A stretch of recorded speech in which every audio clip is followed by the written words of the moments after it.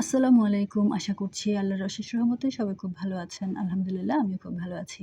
এবার বাড়িতে আসার সময় আমার নতুন কেনা বইগুলো নিয়ে এসেছিলাম। তো তারই একটা পড়ার জন্য নিয়েছি আর অল্প করে ভিডিও করেছি। আর এরপর হচ্ছে সন্ধ্যার নাস্তায় আমাদের আন্টির বানানো ঘরেরই বেগুন দিয়ে বেগুনি এবং হচ্ছে ঘরের আঙ্গিনায় পোঁতা পুদিনা পাতা দিয়ে ছোলা খেয়েছিলাম। তো এগুলো হচ্ছে এর পরের দিনের ভিডিও।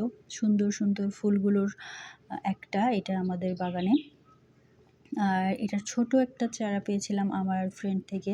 কিন্তু এটার এখন যে বর্তমান অবস্থা আম্মুর এখানে প্লাস হচ্ছে আমার শ্বশুরবাড়ির ছাদে, সেটা দেখে মনেই হয় না এটা যে ছোট একটা চারা থেকে এত বিশাল সাম্রাজ্য বিস্তার করেছে। তো এই সুন্দর ফুলটার নাম হচ্ছে চাইনিজ ভায়োলেট। মাঝে মধ্যেই কিন্তু আমি এই ফুলটার নামটা ভুলে যাই। হঠাৎ করে মাথাটা ব্ল্যাঙ্ক হয়ে যায় যখন এই ফুলের নামটা মনে করতে চেষ্টা করি। বেশিরভাগ সময় কিন্তু আমার এই ফুলটার সাথেই এমন হয়। তো এবার ঠিক করেছি যে আমার ছোট ভাই যেহেতু চায়না গিয়েছে, তো চায়না নামটা মনে রাখলেই হয়ে যাচ্ছে। আর ফুলটা যেহেতু বেগুনি, তো ভায়োলেটটাও মনে থাকবে। তো এখন থেকে এই ফুলের নামটা কিন্তু আমার মনে রাখা সহজ হবে। তো এইটা আমাদের রুমের থেকে ভিডিও করা। এটা কিন্তু বাইরে আরও অনেক অনেক ফুল একসাথে প্রায় 200-300টা ফুল একসাথেই ফুটে এটা ফুলের সিজনে, যখন এটা ফোটার সিজন হয়। তো এই ভিডিওগুলো হচ্ছে আম্মু আমাকে দিয়েছে। আম্মুরা বাসায় চলে যাচ্ছিল, আমি বাড়িতে একাই ছিলাম। তখন আম্মু আমাকে এই ভিডিওগুলো দিয়েছে। অর্থাৎ এই ভিডিওটার বাকি ভিডিওটা সম্পূর্ণটাই আম্মুর দেওয়া, যেটা আমি এখানে ইউজ করছি। তো আম্মুরা যেতে যেতে রাস্তার এত আলোকসজ্জা দেখেই কিন্তু মূলত আমাকে ভিডিওটা করেছে এবং আমাকে দিয়েছে যেন আমি ব্যবহার করতে পারি। এইটা ছিল শবে মেরাজের রাত্রে। তো শবে মেরাজ উপলক্ষে এভাবে সাজানো হয়েছে।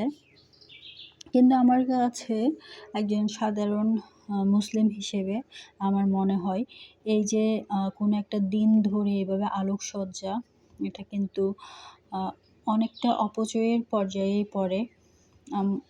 আল্লাহ কিন্তু আমাদেরকে বলেননি এভাবে আলোকসজ্জা করে বিদ্যুতের অপচয় করতে। তো মোটামুটি আলোকসজ্জা করলেও কিন্তু মানা যায়, কিন্তু এখানে পুরো বিয়েবাড়ির চেয়েও বেশি লাইটিং করা হয়েছে। অনেক বেশি ঘন করে লাইটগুলো লাগানো হয়েছে এবং রাস্তার দুই পাশে তো অবশ্যই, রাস্তার কিছু কিছু জায়গায় রাস্তার উপরেও লাগানো হয়েছে। দেখতে পাচ্ছেন ঠিক যেন একটা বিয়েবাড়ির চেয়ে কোনো অংশে কম না, তাও আবার প্রায় 10-12 কিলোমিটার জুড়ে এই লাইটিংগুলো হয়েছে। সেটা শুধু একটা জায়গায়, আর পুরো বাংলাদেশে তো আরও অনেক জায়গায় হয়েছে। তো আপনারা কারা কারা সমর্থন করেন এমন লাইটিং আমি জানি না, কিন্তু আমি কেন যেন ছোটোবেলা থেকে আমার মাথায় এটা কাজ করতো যে অতিরিক্ত লাইটিং আসলে আমাদের বিদ্যুতেরই অপচয়ের কারণ। যেই দেশের সাধারণ মানুষ পুরো দিন এখনও বিভিন্ন জায়গায় 12 ঘন্টাও কারেন্ট থাকে না, সেখানে আসলে এত অপচয়, সেটা খুবই মানে আমাদের নিজেদের জন্য একটা অপমানজনক যে একটা দেশের কিছু জায়গার মানুষ কারেন্ট পায় না, আবার কিছু জায়গায় এমন করে কিন্তু অপচয় হচ্ছে। তো সেটা হচ্ছে আমার কাছে ওই যে বললাম অপমানজনক, যাদের কারেন্ট নেই তাদেরকে যেন অপমান করা হয়। তো এই তো আম্মুরা জ্যামে পড়েছে বোঝা যাচ্ছে।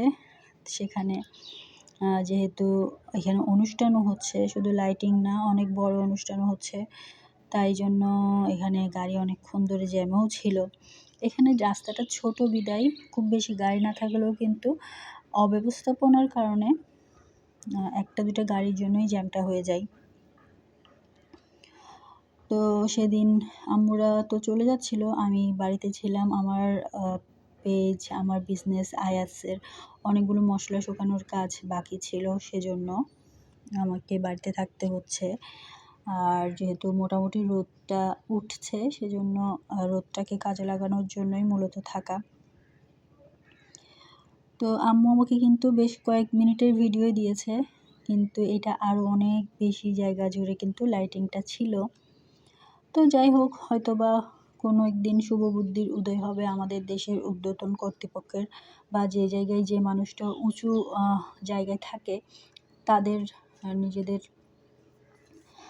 কার্যক্রমের মাধ্যমে তারা এই যে জনগণের ভোগান্তি এটা কমিয়ে দিবেন, তারপর অপচয়গুলো রোধ করবেন। আসলে আমরা সাধারণ মানুষরা যতই বলি, কিন্তু যারা উপরের স্তরে থাকেন তারা যদি যথেষ্ট সঠিক পদক্ষেপটা না নেন, তাহলে কিন্তু আমাদের কথাই কিছুই হবে না। তাদের পদক্ষেপটাই কিন্তু জরুরি এসবের ক্ষেত্রে। তো আজকের ভিডিওটা আমি এতটুকুতেই রাখছি। ইনশাল্লাহ পরে আবার দেখা হবে। আল্লাহ হাফেজ।